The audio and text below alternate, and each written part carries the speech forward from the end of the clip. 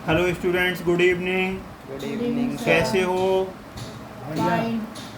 अब हम chapter 7 class 10 chapter 7 new NCERT exercise कौन सी है? Exercise 7.1 7.1 question number 8 coordinate geometry. एक पॉइंट P दिया है जिसके कोऑर्डिनेट्स हैं 2, -3। दूसरा पॉइंट Q, इसके कोऑर्डिनेट हैं 10, y, और इन दोनों की जो बीट की डिस्टेंस है वो दी है 10 यूनिट, और इसमें एक अननोन कोऑर्डिनेट है y, उसको फाइंड करना है। तो इसमें गिवन है डिस्टेंस PQ। डिस्टेंस PQ दी है 10, तो डिस्टेंस के ऊपर ये फॉर्मूला क्या लगाते हैं, क्या वर्ग स्क्वायर रूट का साइन लगाते हैं डिस्टेंस के ऊपर। ये कितना दिया है 10, ये चीज़ आपको गिवन है। इसको ऐसे लिखेंगे, क्या लिखेंगे, रूट PQ इक्वल टू 10। अब इसका रूट हटाना है तो स्क्वेयरिंग बोथ द साइड्स कर दो। इसलिए स्क्वेयरिंग बोथ द साइड्स करोगे तो इधर से रूट हट जाएगा, इधर रूट आ जाएगा, तो 10 का स्क्वायर आ जाएगा, ये हो जाएगा 100। तो PQ आपका 100 आ गया।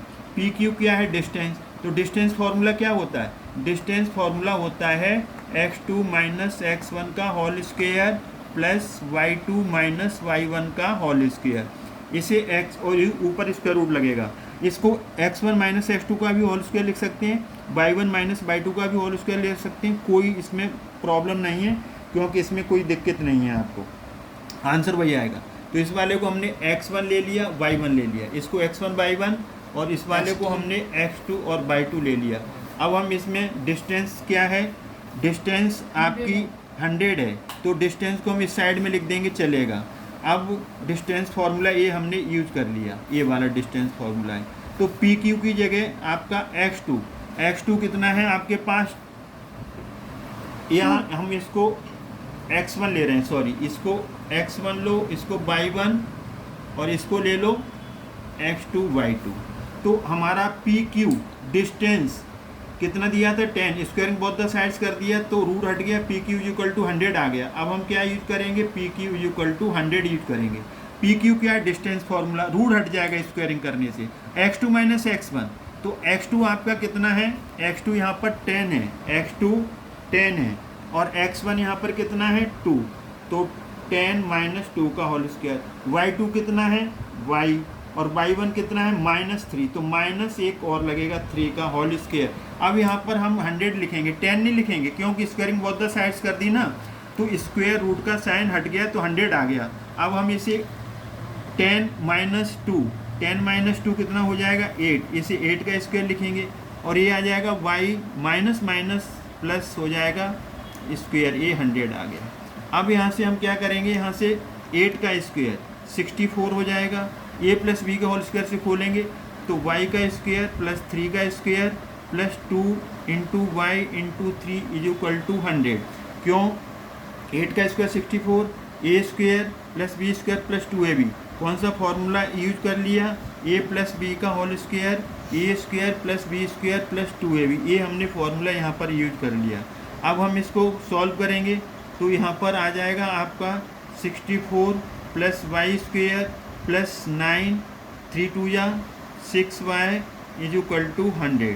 पहले हम क्वाड्रेटिक इक्वेशन बनेगी, यहाँ पर वाई स्क्वायर पहले लिखेंगे, फिर वाई वाली टर्म लिखेंगे हम यहाँ पर, वाई वाली टर्म लिखेंगे हम यहाँ पर, ये 6y और ये 64 और 90, ये हो जाएगा 73 is equal to 100 y square plus 6y, और ये 100 उधर जाएगा, माइनस का 100 तो उधर ही रहेगा, 73 उधर जाएगा, माइनस का हो जाएगा 100 में से हम 73 माइनस करेंगे तो हम y square 6y is equal to 100 minus 73 27 हो जाएगा, और 27 को हम इधर ले आएंगे तो ये माइनस का हो जाएगा, मिडिल टर्म स्प्लिट करेंगे तो इसका कोफिशिएंट 1 ले लो।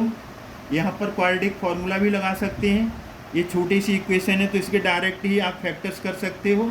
सम हमें चाहिए यहाँ पर मिडिल टर्म 6, और मल्टीप्लाई कितना चाहिए, प्रोडक्ट कितना चाहिए 1 इंटू माइनस 27, वाई स्क्वायर का जो कोएफिशिएंट है 1 ले लिया, तो इसका कोएफिशिएंट और कांस्टेंट टर्म का मल्टीप्लाई करते हैं, उतना प्रोडक्ट चाहिए।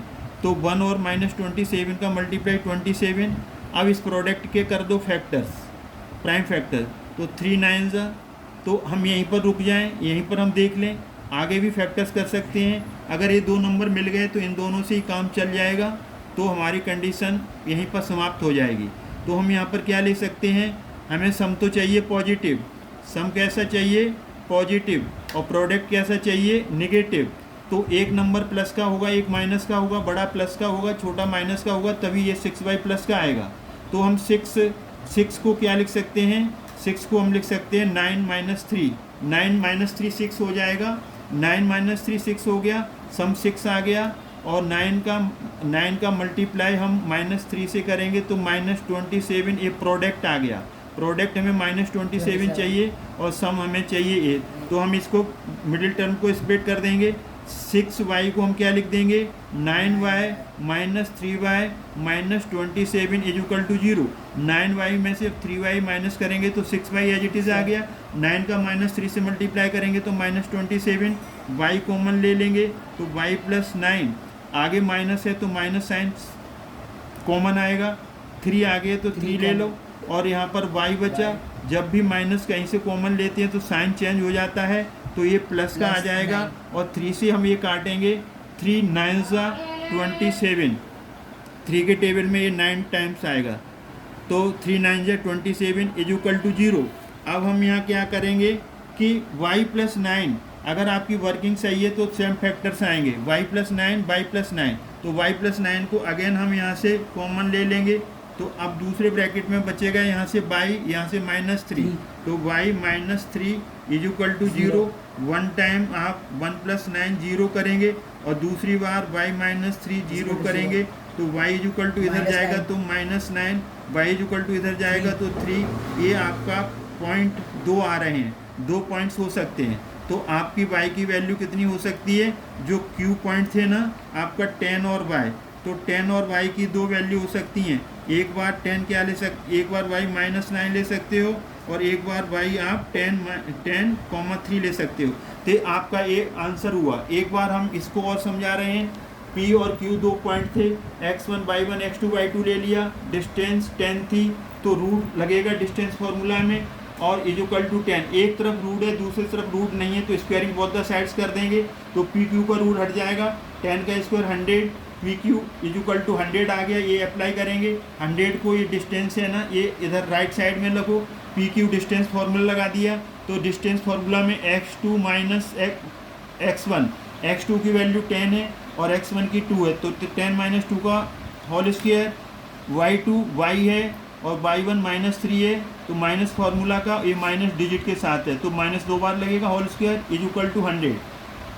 10 में से 2 गया 8, 8 का स्क्वायर 64 आ गया, y -+ y + 3 का होल स्क्वायर, a + b के होल स्क्वायर से हमने खोला, a² + b² + 2ab, तो y का स्क्वायर 3 का स्क्वायर + 2, a की जगह y, b की जगह 3 = 100, 64 as it is, y² as it is, 3 का स्क्वायर 9, 2 3 या 6y = 100, y² पहले लिख लिया, फिर y वाली टर्म लिख ली 6y, 64 और 9 73, और 73 उधर जाएगा, माइनस का हो जाएगा, 100 में से 73 गया 27, y² + 6y = 27।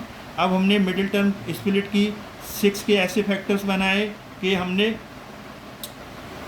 6 के ऐसे फैक्टर बनाए कि उनका सम, हमने 6 को ऐसा स्प्लिट किया कि सम तो उसका 6 रहना चाहिए और प्रोडक्ट -27 होना चाहिए। तो हमने 27 मतलब y का कोएफिशिएंट, y² का कोएफिशिएंट कुछ नहीं है तो 1 ले लो, कांस्टेंट टर्म -27 मल्टीप्लाई किया तो -27 आ गया।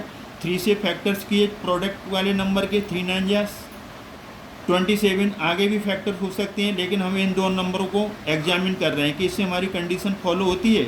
9 में से 3 गया तो 6 आया, तो 6y हमें चाहिए तो 6 आ गया।